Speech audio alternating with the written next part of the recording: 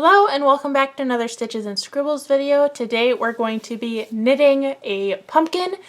If you've been around for a while, you already know that last year I did a tutorial for a mini crochet pumpkin. So this version is for all the knitters, but if you are a crocheter and you prefer a crochet version, you can always check back in my other videos to find the crochet one. For this project, you're going to need a pair of knitting needles, you're going to need a yarn needle, as well as scissors. You're also going to need an orange yarn. I am using I Love This yarn from Hobby Lobby in the color Desert Glaze. You're also going to need a green yarn of your choice. This is another I Love This yarn. I believe it's in the color Olive, but I don't have the ball band, so I'm not sure. You also will need some stuffing. I am going to use yarn scraps for mine today, but you can use polyfill as well. To get started, you're going to take your orange yarn. I'm going to pull out a little bit from my center pull so I have something to work with. And you're going to cast on your desired number of stitches. You can use any even number for your stitch count. It doesn't matter, but you will need to adjust it based on the circumference that you want to have for your pumpkin. I'm going to cast on 24 today and then check and see if it's the length that I want.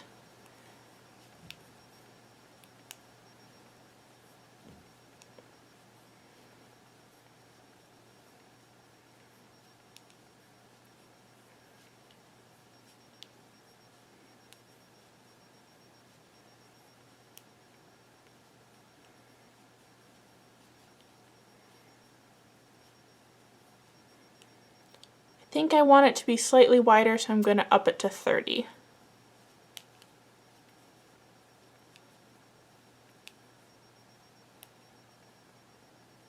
Alright, perfect. I'm going to slide my yarn over so that it's on the right side, and then we can get started. You can use whatever stitch you want for your pumpkin. I'm going to do a simple knit one, purl one rib all the way across. So I'm starting with a knit stitch. Then I'm going to move my yarn in front and do a purl stitch, continuing that all the way down the row. You're going to do this for every row of your pumpkin and keep it the same, and your goal is to make a square shaped piece. So that's going to depend on how many stitches you cast on. It's going to make you adjust how many rows you need. So go ahead and continue your knit one, purl one. I'll show you what it looks like after a couple rows. This is what it looks like after a couple of rows. So I just did that knit one, purl one pattern. Again, you can use any stitch that you want for this pumpkin depending on what texture you want, but I find that ribbed stitches kind of mimic the segments of the pumpkins. I also think that this would be really cool done in cables. You're just going to continue your chosen stitch until you get a square shaped piece and then use the bind off of your choosing. Alright, here is my finished square from my pumpkin. I made sure to leave a really long tail when I did my cast off row because we're going to use that to sew up our pumpkin. So I'm going to start by threading my yarn needle, and we're going to start by just doing a simple back and forth stitch around the top edge because that we're going to cinch to make the pumpkin. So I'm just very quickly going back and forth with my yarn needle across the whole top length of the pumpkin and pulling it through and pulling it tight to cinch it together. Now I'm going to do one stitch through the other side, back the other way, very tightly, and then I'm going to do a couple of stitches crisscrossing across the top of my pumpkin, just to really hold everything in place. This is going to help make sure that you don't have a hole in the top when you go to do your stuffing at the end. Like that. Now I'm going to flip it so that I have a nice top, and I'm going to do a mattress stitch down the side of the pumpkin to make the edges seal together.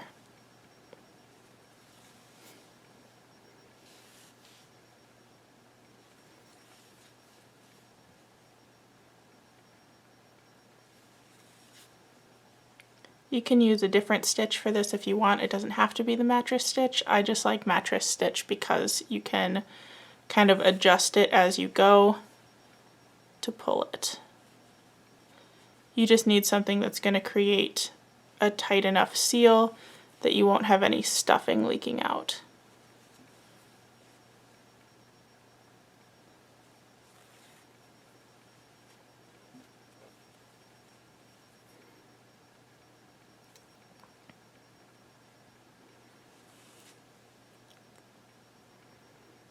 If you're a knitter and a crocheter like me, I will say that the crochet versions of these pumpkins are a lot more structured and hold up well on their own, almost without stuffing, but the knitted ones are definitely stretchier and end up squishier. So if you're looking to do one to be more like a pillow instead of just a decorative piece to sit on the shelf, I would recommend doing a knit version.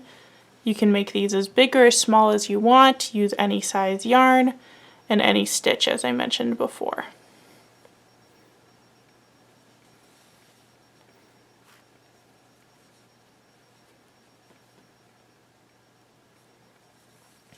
Okay, now that I've made it to the bottom edge, I'm going to tie it to the thread from the other side just to make sure that I don't cinch the side seam tight when I cinch the top of the pumpkin tight.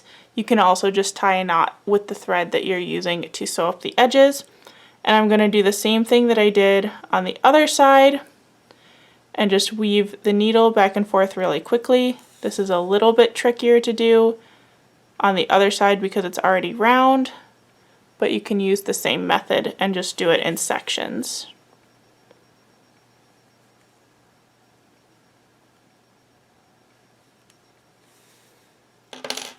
Like that. And before you cinch it tight, go ahead and do your stuffing. Like I said, I'm using yarn scraps. You can use polyfill or whatever else you have laying around. This would also be fun to stuff with beans to make more of a beanbag shape. That's a pretty big scrap of yarn. I'll unravel that one. Using yarn scraps as stuffing is a great way to be a little bit more budget conscious because polyfill can be very expensive. It's also a great way to use up scraps that you have no other use for or that are too small to do anything with. And that also means that they're not just going in the trash.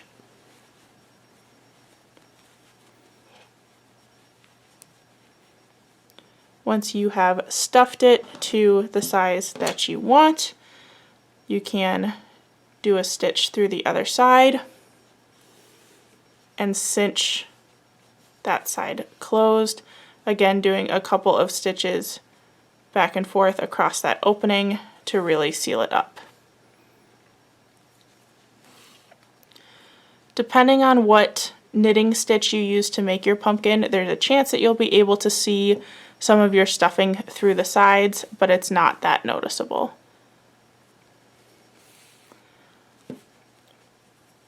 Once you're satisfied with it, you can tie a knot.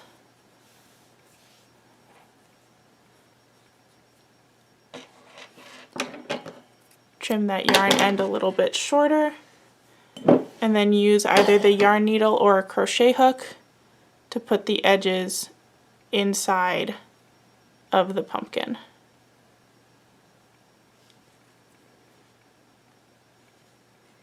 Stick it through and pull it through, and if there's any sticking out the other side, you can always just trim it off.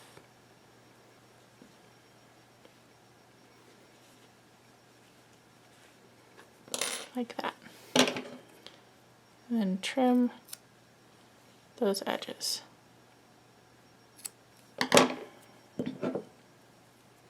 And stick them back in your scrap pile for later. So now we have our pumpkin, so we need to start making the stem. This is where you're going to use your green yarn. And you're not going to use very much of it, so if you only have a little bit of a scrap to do the green part, that should work just fine. We're going to be doing an I-cord for the stem. So make a slip knot, and you're going to cast on 3 stitches, so really small, like so. Then you're going to knit each row with just plain knit stitches. Now instead of going back and knitting again, you're going to slide all 3 stitches back onto the needle that you just used and knit again in the same direction. This is causing that yarn to wrap around the back of the stitches, so you'll be making a tube instead. I'm going to do a couple more rows of that, bind off, and then show you how to attach it to your pumpkin. Now that I've done a couple rows of I-cord, the length of the stem, you're going to get your yarn needle out again and thread the end from one side and put it back through the center of the I-cord so that both of your ends are on the same side of the stem, like so. Then you're going to take your pumpkin, take a second to decide which side you want facing up, whichever one looks the nicest because the other side won't be seen. You're going to take the end that's still on your needle and put it through the whole pumpkin just slightly off center, coming out just slightly off center on the other side. You're going to do the same with the other yarn tail, making sure that it's across from where you put in the other side, so across that hole from the center, and same thing out the back, so that your little stem is attached. You also can pull your pumpkin a little bit tight to get it to kind of have a divot at the top instead of being perfectly round. Then you're going to just tie your 2 yarn ends in a knot. This is the bottom, so it won't be visible when the pumpkin is sitting out. If that bothers you, you can find another method to join your yarn. And then you can either snip the yarn ends off or put them back into the pumpkin and trim them just like we did with the orange ends from before.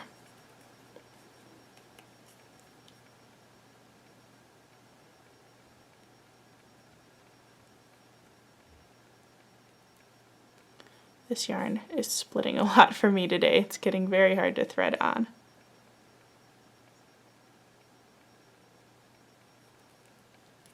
There we go. Pop that in. Now the other side.